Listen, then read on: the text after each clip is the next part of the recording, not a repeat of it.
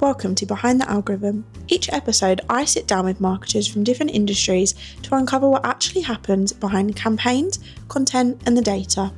Whether you're trying to break into the industry, learn something new, or understand the ever-changing landscape, Behind the Algorithm is here to inspire and start new conversations. Welcome back to Behind the Algorithm. Here I am with Amber and Patrisia. And can you tell us what your roles are? Yeah, so I'm a marketing assistant at Trip by Waterlanders, a small engineering consultancy, and also a marketing and events coordinator at the LAN. Yes, so I'm a coordinator at the LAN, and I'm also doing my marketing apprenticeship as well. Amazing. And you did apprenticeship as well, didn't you? Yeah, but you finished now. Just finished. Wow. I did a multi-channel marketer apprenticeship, and literally finished like a couple of weeks ago. That was done, so I got my results, so I passed that. How long have you got left? I think around 8 months. 8 months, okay. So, yeah. So you started at different times? Yeah.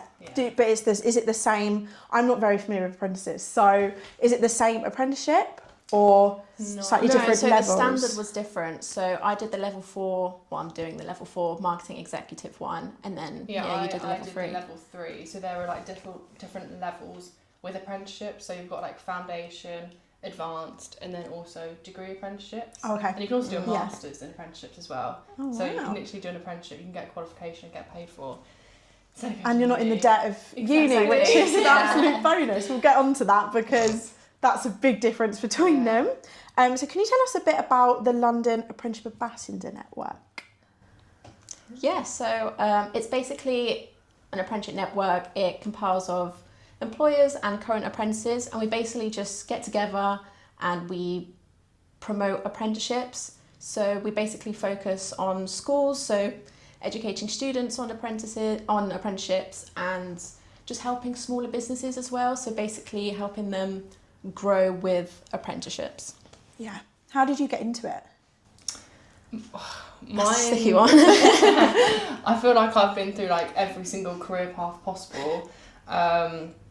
I didn't actually know anything about apprenticeships before I actually obviously completed mine.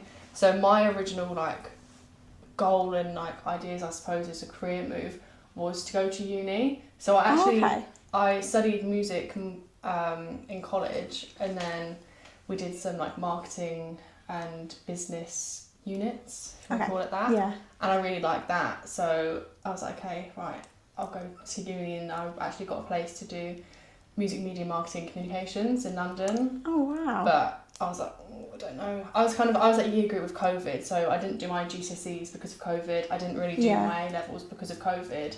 So I felt like I couldn't commit to going to uni after having so much time out of school. So I was like, I'll take a gap year. My gap year turned into 2 years working full time. So I worked in healthcare. Really rogue, really random. The job market is really hard. It's the only thing that I could kind of get in my local area. I actually worked there for 2 years, and then I found I didn't really like it. It wasn't really for me. And then I kind of went back to my roots, and I knew that I really wanted to do marketing. And I was looking for jobs. I was I don't really have any experience, so I couldn't really get straight into the industry. Yeah. So that's where I found apprenticeships, because you don't actually need the experience to get one. Because that's one thing that's good, which is really, really great. Literally prior to my apprenticeship, I had no idea. So I was literally starting from scratch, and that's how I kind of randomly got back to my roots. I was a big round, big circle. Yeah. And how did you get into it? It's actually a funny one. I knew I wanted to do an apprenticeship, and I knew I wanted to get into marketing. And I saw the job, so I was like, I'm going to apply to it. And it was for TBNA, the engineering consultancy. So I was like, okay, so I need to learn what the company's about and all that stuff for the interview. Went for the interview, I had all this in my head, and then I got told it's actually, you're going to be coordinator for an apprenticeship network. And I was like, oh my God, I'm not going to get this job. I don't know anything about it. I had all this planned for the engineering consultancy, but I guess it worked out. It was such a in the moment type of thing. But I guess sometimes that's good, because although you prepared yourself for something else, it's almost you're not, because we were saying earlier, when you research things so much, it's in your brain so much that you put more pressure on yourself to get that, because you think, right, I need to say this, I need to say that. Yeah. So when something's sprung on you, you've just got to say it in the moment. Yeah, and it's just sometimes more it's best yourself. then. Yeah. It's more natural. Way So more natural. Yeah. with me, it was such like an up and down type of journey. So I started with tennis, obviously. Started playing around like 6 years old, and from 8 onwards I started competing, and that's when I was like, okay, this is my career. So my parents weren't, you know, they were very like, yeah, sport is your career, like school, yeah, just pass, but don't, Yeah. you know, it's fine. And then, yeah, got to the point at 16 where it just found I couldn't do it anymore. It's more of like a mental sport than physical. It's, okay. yeah, it plays your brain a lot. So Yeah. I knew I couldn't do it. So I found out about project management, and thing is, I liked the fact that, you could like organise like different projects and the different stages of it. And then I did some work experience with college, and it was like, I just didn't really like it, you know? Yeah. And I was picturing myself, like, imagine me doing this Monday to Friday. I couldn't do it. I couldn't Like, do I it. did that for so long in my life, I can't do it. Literally, I was working for like, I don't know, maybe a month in total, and I was like, no, I can't do this. I can't do this. So yeah, I did business at college, and I liked the whole like business aspect. So I wanted to stay with that, but also just like, you know, designing things and being creative. So I did work experience in marketing as well, and I was like, okay, this is actually a little bit more me. So yeah, that's how I found about marketing, and then I knew apprenticeships was the way to go, and Yeah. yeah, 2 into We'll 1. get into apprenticeships versus uni, because I think that's a big discussion. Yeah. Because I mean, I don't know much about apprenticeships at all. I never really looked into anything about them anyway. I always knew my family had all gone to uni, so I was just like, you know, I'm in that path. And I probably should have looked into it a little bit more, so we'll get into a bit more detail on that. So what was it like playing tennis professionally? Do you still do it now, like socially? I should, but the thing is, where we live in Oxfordshire, it's not very tennis based. Like there weren't very many players, so I can't really play with anyone. It's annoying because it's like a 2-person sport, obviously. Yeah. So if I want to do it, there's someone else to play with. So Yeah. it's annoying. I haven't played for like, I think 2 years, maybe a year. It's really sad, but yeah, competing, that was something. But I definitely wouldn't change anything. Like I genuinely feel like that changed my whole aspect on life. Yeah.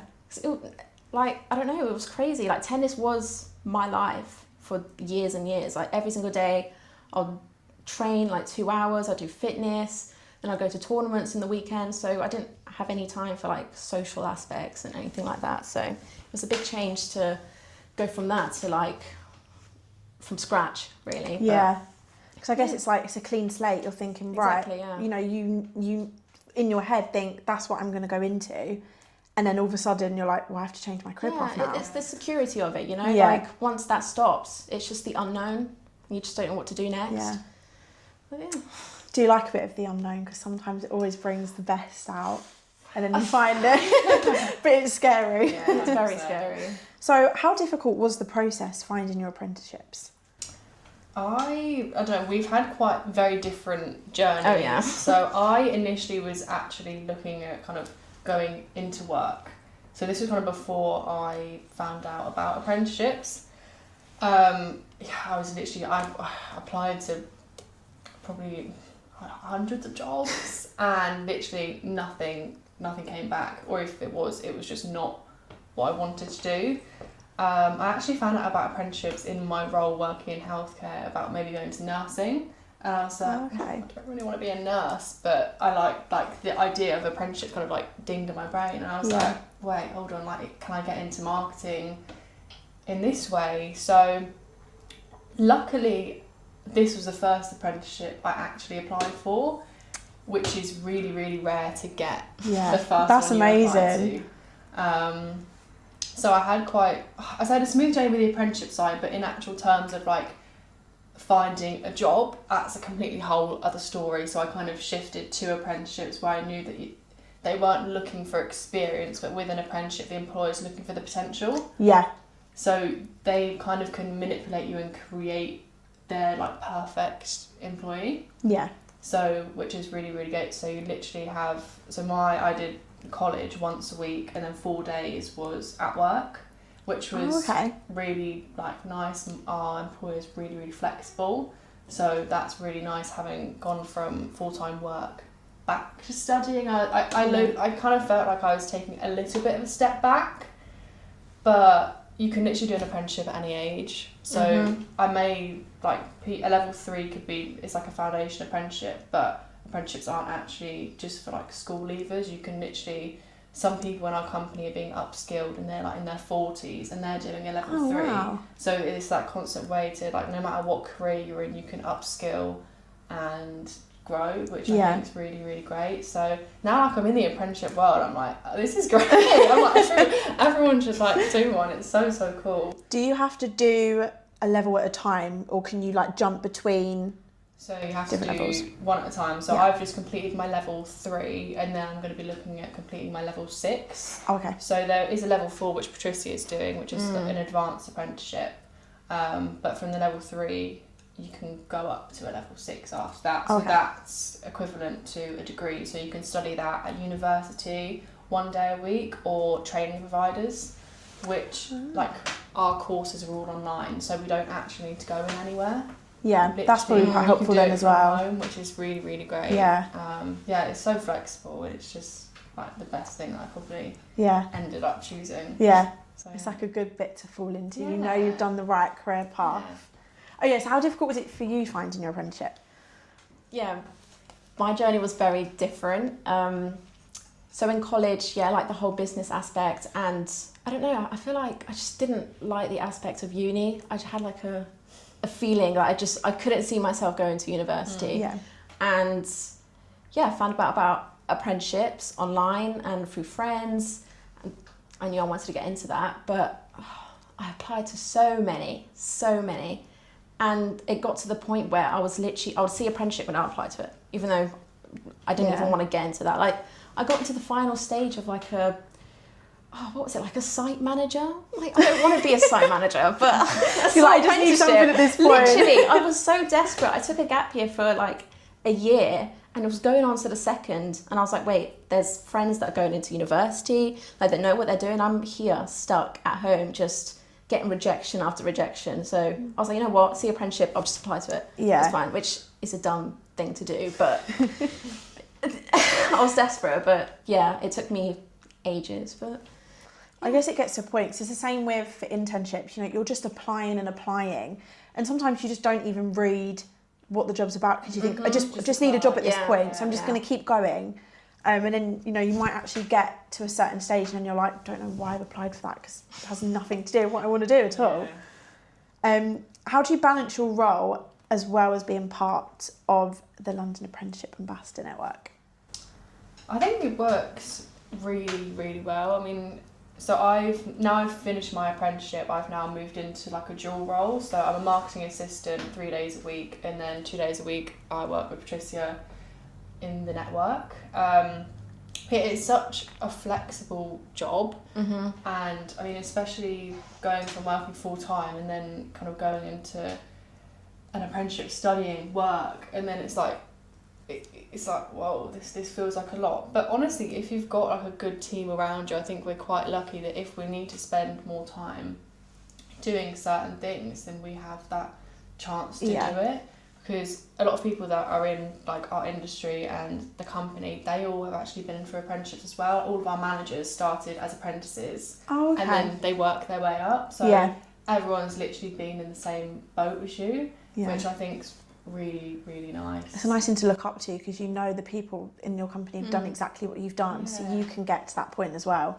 It generally goes hand in hand. So being a coordinator and marketing apprentice, basically, so with coordinating the network, like you help the ambassadors and you promote the network, but it goes hand in hand with marketing, you know. So through our apprenticeship, we do lots of like content creation, and that's, you know, promoting apprenticeships and a network, so it just goes hand in hand, really. So it goes really well.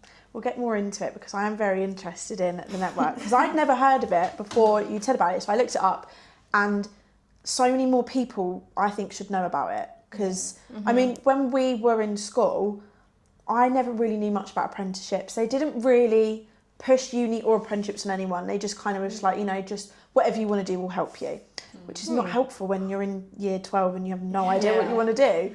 And I mean, I did nothing to do with marketing in A-levels, so I was just like, well, I'm just going to fall into this now. Did a work experience in it and thought, there you go. That's why I think work experience, you've both done work experience in it as well. You know, it really helps you to kind of become more clear on actually what you want to do. Because I think it's so difficult like when you're in taster, school. you know? Yeah.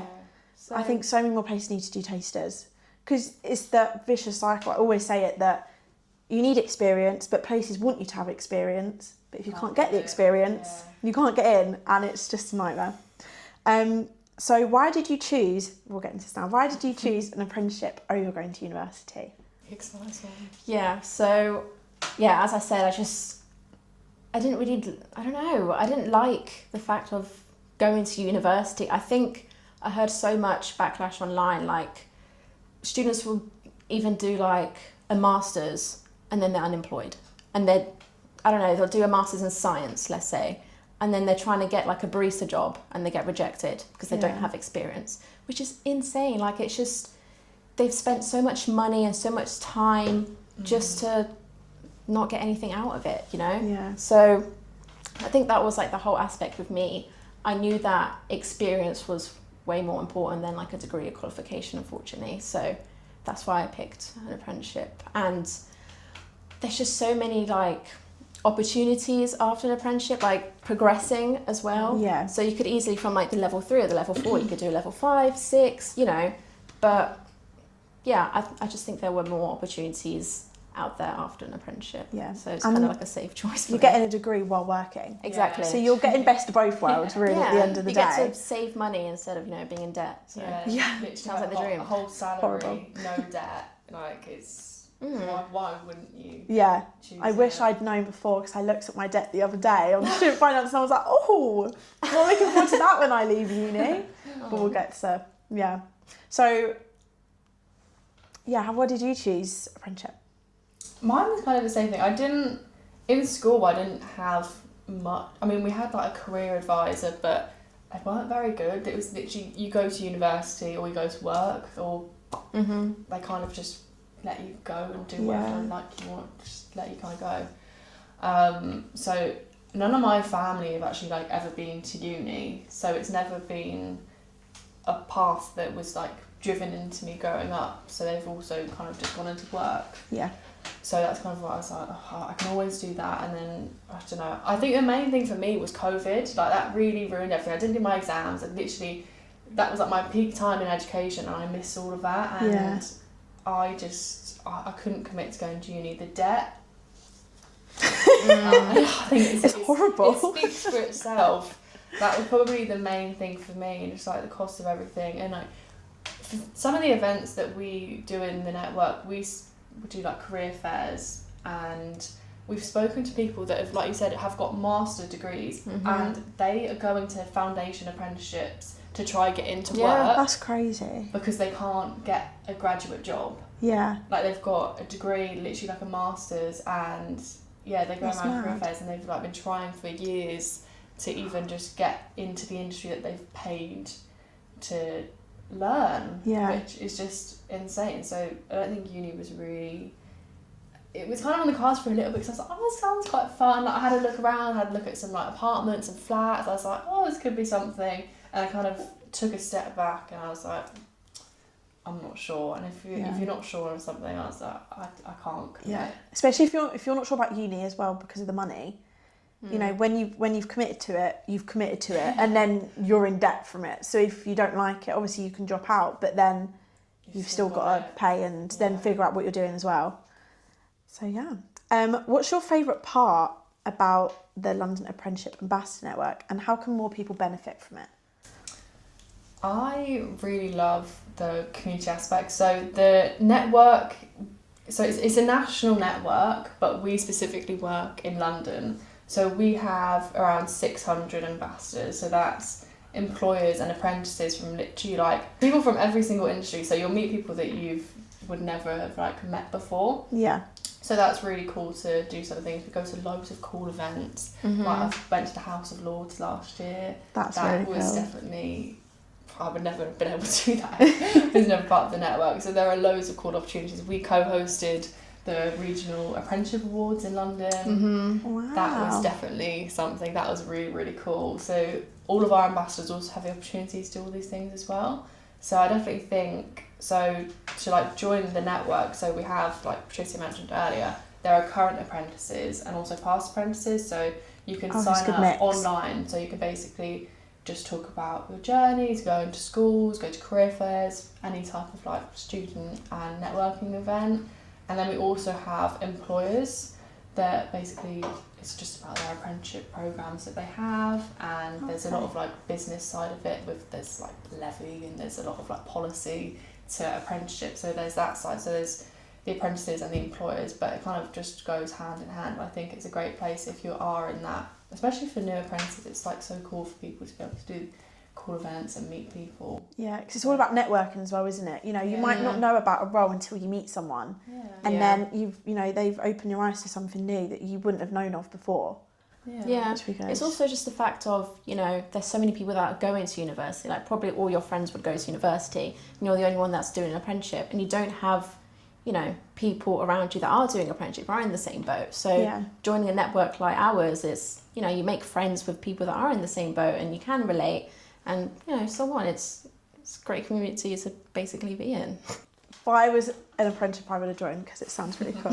It's so good for people, because as you said, you know, so many people, I mean, out of my friend group at school, I think only one person didn't go to uni. And she went and did an apprenticeship, but she, in her role, like in her team, there was no other apprentices, so she didn't then get to really know anyone else. She felt like she was under everyone else, and, you know, no one was really taking her seriously. So she left that, but she's in a better job now anyway, that she found other people that are apprenticeships.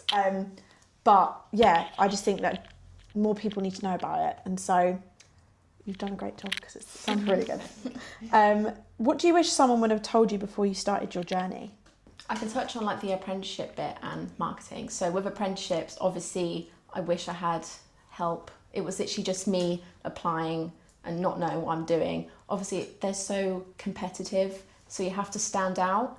And I didn't know how to stand out, so I was just applying to everything and, you know, rejection after rejection. So I had to learn by myself online, and, you know, that's why it's also so nice that we're into content creation and speaking about apprenticeships, because that's how I learn. So having that aspect, and also speaking from personal experience as well, really helps. But yeah, just some advice, and I just wish colleges actually knew more about apprenticeships. Like, we went to the same college, and I would go to our career department and I would say like, oh, I want to do an apprenticeship, and they'd be like, oh, okay, well, I don't know much about that, but good luck. So unhelpful. Anyway, university, and they would just try and push me towards university because they knew more about it. And we would just, I remember I would sit in a room with her and be like, okay, so let's apply to this and this, and I'm like, yeah. I didn't want to. In your head, you know that's not what you want to do, but it's also in the back of my head, like, I didn't have any other help with apprenticeships, but I knew I would have help if I go into university, which is such a bad thing to think about. But you need to have like 50-50, you know. They need to have half the people that know about apprenticeships so they can help you with that, and half people that know about uni so they can help people with that. It's not fair to have more on one side than the other. No. But yeah, with marketing, the thing is, marketing is such like there's so many things that go in it. Like, it's funny actually, because when I was younger, I used to do like fan edits. Like, I used to do editing and all that. So that really helped me in this apprenticeship. You know, that's I'm actually using the same platform like CapCut, which is such a throwback. You know? It's quite embarrassing, but yeah. It's like your younger self knew what you were going to do when you're older. It's so weird because I was really enjoying my time like editing and all that, but I never thought that this could actually be like a thing, you know? And just a whole hands-on, you know, getting to know like different platforms and how to edit and using Canva and all this stuff. I think that would be really useful before getting in the industry. Yeah.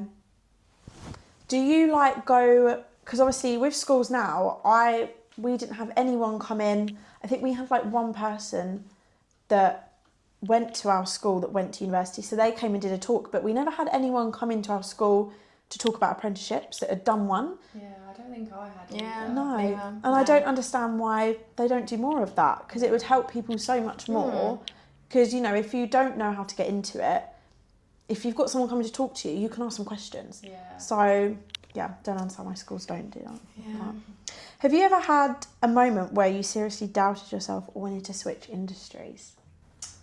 I know it's really cliche, but I actually really love my job. Like, I wake up every day and I actually it doesn't feel like work. Yeah. Which is, I think it should be everyone's goal. Yeah. To not have the Sunday scaries and like dread. Sunday scaries. You don't want to dread like waking up and going to work every day. I definitely had that feeling in my previous job. Yeah. When you get to that point, it's kind of like, this isn't it. Like, you can't keep doing it. But luckily, currently, I actually really enjoy what I do. I've always been quite a creative person, and I just love that aspect. I do a lot of work in events, so marketing for events, which I really enjoy. I just love bringing a concept to life. Yeah. I really enjoy that. I really thrive. Literally seeing something come from like the start and being at the event is really, really cool. Yeah, I mean, I hope I don't hate my job. You don't want to hate your job. That's one thing in life. You're like, don't want to hate your job. No, it's going well so far, so that's good. What about you? I think, well, I definitely love my job. I think marketing's, it's just that type of industry where it's just fun, you know? Yeah. Like, you can't, I mean, I guess, I don't know. It's different for other people, but I don't know, you just can't hate it, you know? It's so creative, it's so fun, there's so many opportunities, and it's not just a typical 9 to 5 sit and then you just, you know, type on a computer all day. No, like, there's just so many opportunities for it. But I guess it's that thing where it's like, comparison is like the thief of joy. I think it's I don't know, it's just seeing like other people like on LinkedIn and getting, you know, seeing their like campaigns and how they perceive themselves, and I don't know, their ways of like designing things and their engagement. It's kind of just like, oh well, why am I not doing the same thing? You know, like they have the same scope and the same target audience, but it's not the same. But yeah, it's hard. It's like such a fast-paced industry, and it's so competitive now that everyone's kind of like jumping on the bandwagon, that it's like it's becoming more difficult to actually stand out. Yeah. So I think so many people want to do it because they think it's, you know, it's different every day. It's so creative. They think because it's all over social media. I mean, I never saw anything about marketing really when I was in school, and now I just see it everywhere. I don't know if that's just because my algorithm listens to me, maybe, but it's just everywhere. I think so many more people want to get into it. Yeah, it's a lot of influencer marketing. I actually really enjoy EGC, employer generated content. I've seen a lot of like, especially like fashion brands, beauty brands, getting their like employees. But I think it's so fun. Like, I think it's really, really good. But I think now, because everyone's on their phones all the time, everyone's scrolling, people think it's easy. Like, it's actually not as easy as people think it is. No. Like, there's a lot of strategy behind it. You've actually, like, obviously there are trends, you can follow trends, but actually coming up with an original idea, like nowadays, it's actually quite challenging. It's like a needle in a haystack. It's so difficult. Yeah, so I definitely think there might be that misconception that, like, working in marketing, social media is easier, but kind of when you get into it, there is a lot more behind it than people may think. Yeah, because they just see what's in front of the camera. They don't see everything that's behind the scenes. You know, one video that's maybe taken, I don't know, like a week to plan, and campaigns or even longer, you know, or an event that someone just thinks, oh, they've just put this event together really quick. It's actually taken months of so much planning and everything that you've got to do for it, but people just don't understand it as much. Yeah. What's one thing about your job that no one talks about? I think with marketing, it's that type of industry where it really depends on what type of company and industry that company works in. Like, I don't know, like with marketing in, let's say, fashion, it's so like glamorized, and you go to these events and you like, you know, design of like clothes and maybe even influencers. But then maybe if you work in like, I don't know, construction, it's a whole different job. Like you have the same job role as someone, but working in two different industries, it's actually a completely different job. Yeah. So before getting into marketing, you should probably, you know, research like, okay, so what does this industry look like if I would work in marketing, or this one, and then kind of go from there, because it's so different. Yeah, I definitely think like now I've got more exposure working in TV&A. It's business to business, so it is like very different. It's very corporate. It's you can't do TikToks. Like, it's nothing like that. It's like, it is serious. Like, there is a lot of strategy, and we've got loads of big events that are coming up. So it is like another way of thinking. Like, we can have a bit of fun with it because our target audience is young. It's like B2C, so it's not as serious. You can kind of have fun with it. So you can actually, like with TikToks, Instagram, like that kind of social media, just with the specific age, like students, we're kind of like targeting like apprenticeships towards.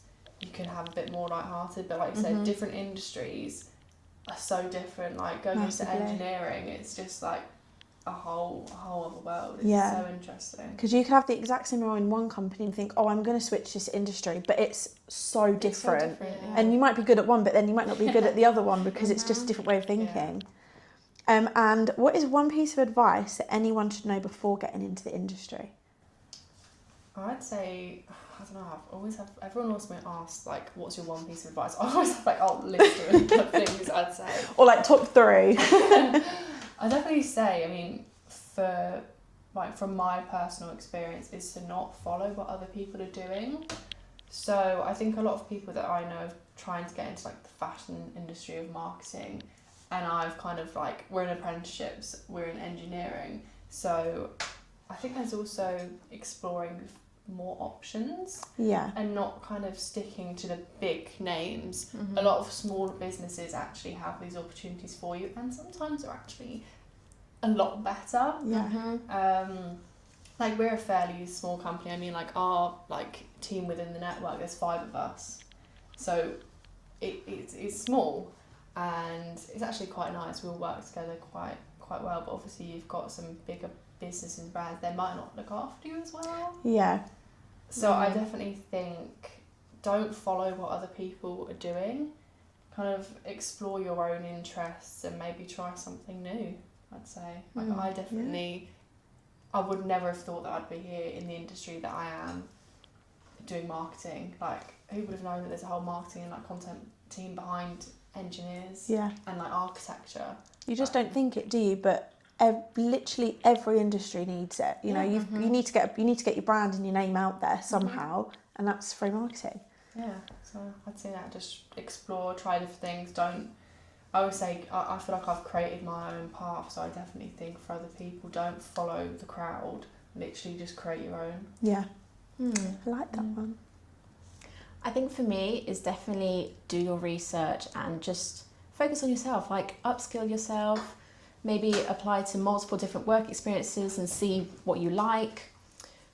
Even online courses, my CV's filled with them because it just works really well, you know.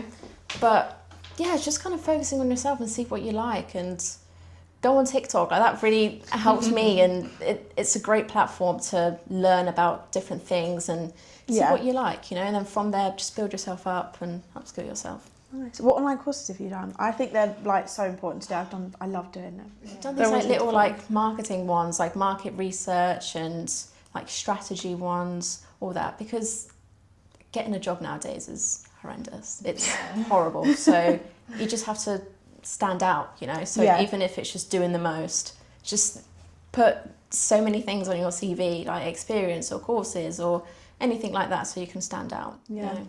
I think like not many people talk about courses as much. We maybe spoke about it a little bit at uni, but not loads. And I literally just found someone on LinkedIn, and I don't think they talked about enough, because I think that, you know, it's just something extra to put on your CV. Shows you've looked into something a bit more that you wanted to go into. It looks so much better to an employer. And it doesn't take that long. Like, you can do it in your own free time as well. I've done a few on Canva, and they're all free. They don't take long. They've got loads on there. I didn't realise that Canva has like a whole training hub on it, so that's quite useful. That's good to have a look at. Doing that. Yeah. There's some stuff on there, and some Google ones as well. They've got loads. Yeah. And they're all free. I think some of them might like take a few weeks, but majority of them will literally take you like a couple minutes or like a couple hours. So it's not a lot of work, but also it could like get you that foot in the industry a bit easier. It's easy. It's just better to know more knowledge as well, isn't it? Especially if you're looking at a certain industry to get into and you do a course on it, you know, that will look better as well, because it shows that you've done market research on their specific target audiences and stuff. So yeah, thank you for watching Behind the Algorithm again, and thank you so much for joining us. Thank you. Thank you for listening and watching Behind the Algorithm. If you would like to keep updated, you can follow us over on Instagram, TikTok and LinkedIn at Behind the Algorithm. Also, you can subscribe to us here on YouTube and also on Spotify to be notified when a new episode drops.